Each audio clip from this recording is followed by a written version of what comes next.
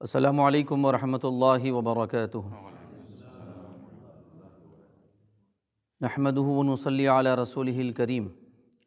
محترم ناظرین کرام، علماء نظامیہ آرگنائزیشن کی خصوصی نشریات میں آپ سبھی کا خیر مقدم ہے۔ میں اپنی گفتگو کا آغاز سیدی شیخ الاسلام شہزادہ فاروق اعظم الشاہ امام محمد انوار اللہ فاروقی فضیلت جنگ بانی جامع نظامیہ رحمۃ اللہ تعالیٰ علیہ کے اس شعر سے کرنا چاہتا ہوں۔ نہ خنجر پاس ہے ان کے نہ وہ شمشیر رکھتے ہیں، مگر ابرو کی جنبش میں عجب تاثیر رکھتے ہیں۔ میری گفتگو کے دو حصے ہیں۔ ایک حصہ تو دریدہ دہنی کرنے والوں کا اور صحابہ کرام رضوان اللہ تعالیٰ علیہم اجمعین جو کہ اکابر امت ہے، ان کی شان میں زبان درازی کرنے والوں کا جواب دینا ہے نور المصابیح کی روشنی میں، اور دوسرا حصہ میں اپنے ساتھی علماء کرام کی خدمت میں بھی ایک گزارش کر کے اپنی بات کو ختم کروں گا۔ سب سے پہلی بات، محدث دکن حضرت سیدنا عبداللہ شاہ صاحب قبلہ نقشبندی مجددی قادری رحمۃ اللہ تعالیٰ علیہ نے جو کتب حدیث میں خاص طور پر فقہ حنفی سے متعلق احادیث کا جو ذخیرہ احادیث جمع فرمایا ہے، زجاجۃ المصابیح، اس کا اردو ترجمہ جس کو مجلس تحقیقات اسلامیہ شعبہ تحقیقات اسلامیہ جامع نظامیہ نے شائع کیا ہے، اور اس کا ترجمہ بھی اسی شعبے سے ہوا ہے، تو اس کا ایک حصہ میں آپ کی خدمت میں عرض کر رہا ہوں۔ نور المصابیح کی جلد نمبر 16 اور اس کا باب ہے باب اشراط الساعہ، یعنی قیامت کی علامتوں کا بیان۔ تو اس کے تحت محدث دکن حضرت سیدنا عبداللہ شاہ صاحب قبلہ نقشبندی مجددی قادری رحمۃ اللہ تعالیٰ علیہ نے مختلف احادیث کو جمع فرمایا ہے۔ ایک بڑی طویل حدیث مبارک ہے، صحابی رسول حضرت سیدنا ابو ہریرہ رضی اللہ تعالیٰ عنہ سے مروی ہے، تو اس کا ایک اختتامی حصہ میں آپ کی خدمت میں رکھ رہا ہوں کہ جس میں حضور علیہ الصلاۃ والسلام نے فرمایا قیامت کی علامتوں سے متعلق کہ قبیلے کا بدکار آدمی قبیلے کی سرداری کرے گا، اور قوم کا کمینہ قوم کا سردار ہوگا۔ آدمی کی عزت اس کے شر کے خوف سے کی جائے گی، گانے بجانے والیاں باجے عام ہوں گے، شرابیں پی جائیں گی، اور اس امت کے آخری زمانے والے پہلے والوں پر لعنت کریں گے۔ حضرات محترم، یہ حدیث مبارکہ کا یہ حصہ، اس کے بعد یہ حدیث مبارکہ کے جو الفاظ ہیں اس میں دیکھیں، حضور علیہ الصلاۃ والسلام فرماتے ہیں کہ جب اس امت کے آخری زمانے والے پہلے والوں پر لعنت کریں گے تو تم اس وقت سرخ ہوا اور زلزلہ، زمین میں دھسنے اور صورتیں بدل جانے اور آسمان سے پتھروں کے گرنے کا انتظار کرو، اور ان علامتوں کا انتظار کرو جو مسلسل آئیں گی اس ہار کی طرح جس کا تاگا ٹوٹ گیا ہو اور دانے پے در پہ گرنے لگے ہو۔ اس حدیث مبارکہ کی شرح میں محدث دکن حضرت سیدنا عبداللہ شاہ صاحب قبلہ رحمۃ اللہ تعالیٰ علیہ نے جو ایمان افروز حاشیہ نقل فرمایا ہے، اس کے اندر آپ دیکھیں جو حدیث مبارکہ کے الفاظ ہیں، وَلَعَنَ آخِرُ هَذِهِ الْأُمَّةِ أَوَّلَهَا، یعنی اس امت کے آخری زمانے کے لوگ پہلے لوگوں پر لعنت کریں گے۔ تو اس میں اس بات کی طرف اشارہ ہے کہ یہ علامت اسی امت کے ساتھ خاص ہے۔ اللہ اکبر، سابقہ امتوں میں یہ وقوع پذیر نہیں ہوئی، اور اس کا قیامت کی نشانیوں میں سے ہونے کی مناسبت یہی ہے، اور اس کی تائید اس بات سے ہوتی ہے کہ اگر یہود و نصارہ سے پوچھا جائے کہ تمہاری قوم میں کون افضل ہے، تو وہ کہیں گے حضرت موسیٰ و عیسیٰ علیہم السلام کے اصحاب ہیں۔ چنانچہ اب آپ دیکھیے، اس حاشیے پہ غور کریے، چنانچہ اب لعنت کرنے والی ایک ملعون جماعت ظاہر ہو چکی ہے۔ یہ میرے الفاظ نہیں ہیں، یہ صرف میرے ہی جذبات نہیں ہے، میں آپ کو تحقیق کی بنیاد پر بات کر رہا ہوں۔ محدث دکن نے لکھا حاشیے کے اندر کہ اب لعنت کرنے والی ایک ملعون جماعت ظاہر ہو چکی ہے، یا تو یہ جماعت کافر ہے یا پاگل ہے۔ اللہ اکبر، کیونکہ اس جماعت نے ان کے حق میں صرف لعن طعن پر ہی اکتفا نہیں کیا، بلکہ محض اپنے فاسد وہم گمانوں کی بنیاد پر ان کو کفر کی طرف منسوب کر دیا۔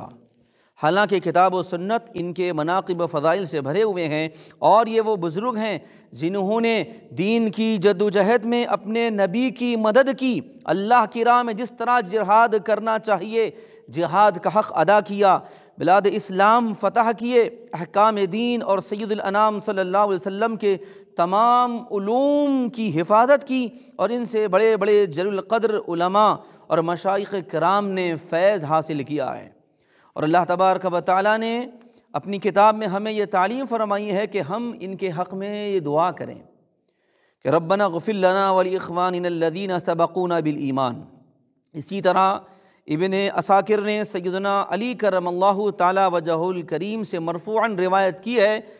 کہ میرے صحابہ سے اگر لغزش بھی ہوتی ہے تو اللہ تعالیٰ میرے ساتھ ان کے سبقت کرنے کی وجہ سے اس کو معاف کر دیتا ہے، اور جب ہم اپنے چھوٹے بڑے گناہوں کی کثرت کے باوجود اپنے رب کی رحمت اور اپنے نبی کی شفاعت کی امید رکھتے ہیں تو امت کے اکابر کا اور اس دین کے نصرت کرنے والوں کے مرتبے کا کیا عالم ہوگا۔ بس خوشخبری ہے اس شخص کے لیے جس کو اس کے عیب نے لوگوں کے عیوب سے غافل کر دیا ہو، اور یہ بات یاد رہے کہ حضور اکرم صلی اللہ تعالیٰ علیہ وسلم نے فرمایا تم اپنے وفات یافتہ لوگوں کا تذکرہ خیر کے ساتھ ہی کیا کرو، اور آپ نے فرمایا جب میرے صحابہ کا ذکر ہو تو زبانوں کی حفاظت کیا کرو۔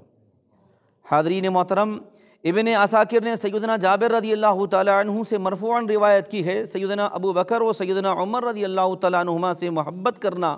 ایمان ہے، ان سے بغض کرنا کفر ہے، انصار سے محبت کرنا ایمان ہے، ان سے بغض کرنا کفر ہے، اور عرب سے محبت کرنا ایمان ہے، ان سے بغض کرنا کفر ہے۔ جس نے میرے صحابہ کو برا کہا اس پر اللہ کی لعنت ہے، اور جس نے ان کے حق میں مجھے یاد رکھا تو میں بروز قیامت اس کی حفاظت کروں گا۔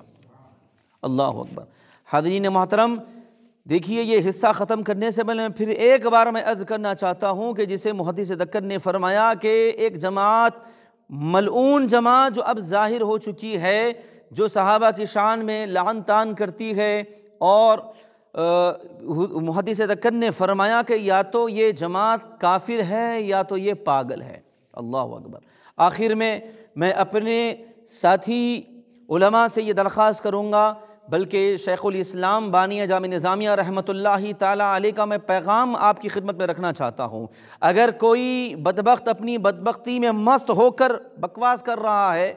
تو بھائی جناب ہماری بھی ذمہ داری بنتی ہے کہ جو دستار فضیلت آپ کے سروں پر سجایا گیا ہے، یہ آپ کے سروں پر جو دستاریں رکھی گئی یہ کس لیے رکھی گئی تھی کہ جب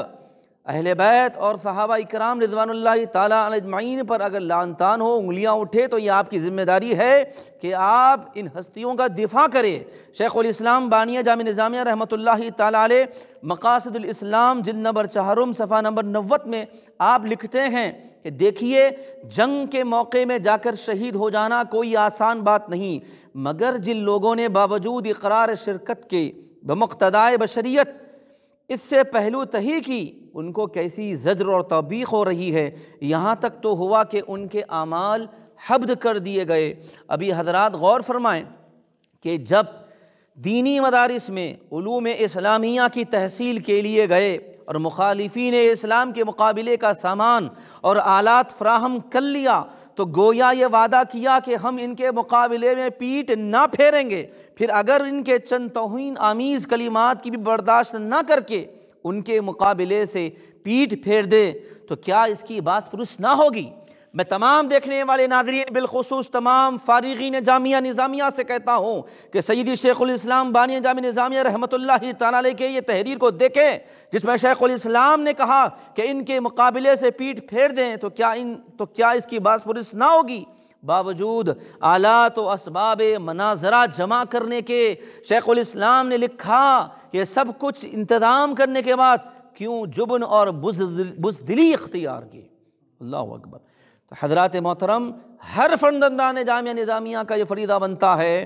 کہ اہل سنت میں جو اہل سنت کے نام پر جو فتنے سر اٹھا رہے ہیں، سیدی شیخ الاسلام بانی جامعہ نظامیہ کی نصیحتوں پر غور کریں اور نہ دائیں دیکھے نہ بائیں دیکھے، نہ آگے نہ پیچھے۔ شیخ الاسلام بانی جامع نظامیہ رحمۃ اللہ تعالیٰ علیہ کی یہ تحریر آپ کے سامنے ہے، اس کو اپنا رہبر، اس کو اپنا رہنما بنائیے، اور اس کے بعد شیخ الاسلام بانی جامع نظامیہ کی بارگاہ میں آپ